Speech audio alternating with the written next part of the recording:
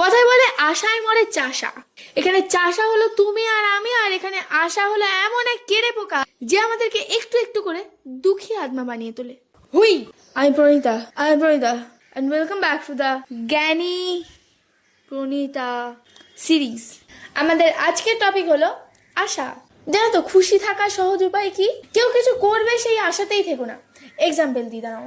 বন্ধু বান্ধবদের সাথে কোথাও যাওয়ার প্ল্যান হয়েছে, বাড়ি থেকে পারমিশনই দিল না, তো আলটিমেটলি কি হয়? তুমি জিজ্ঞেস করাই ছেড়ে দাও, কারণ তুমি তো জানো আমাকে যেতে দেবে না।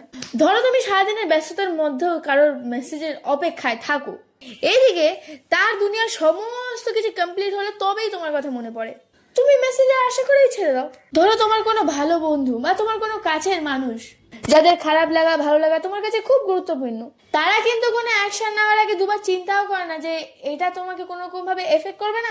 তো তুমি কারোর প্রায়োরিটি লিস্টে থাকার এক্সপেকটেশনটাই ছেড়ে দাও। কোনো আশা থাকলে সেটা পূরণ হলে তো ভালোই লাগে, কিন্তু না হলে তার থেকে চলে আসে দুঃখ, ডিসঅ্যাপয়েন্টমেন্ট, খারাপ লাগা। এই 1 মিনিটের ভিডিওতে আমি মাত্র 3টে এক্সাম্পল দিতে পারলাম। তোমার জীবনে আসা এরকম বহু এক্সপিরিয়েন্স তোমাকে শিখিয়ে দেবে, বা হয়তো দিয়েওছে, যে আশা কেন সর্বনাশা। ভাই, কারোর দিক থেকে কিছু আশাই রাখবো না, চিল জীবন, মেন্টস, বাই বাই।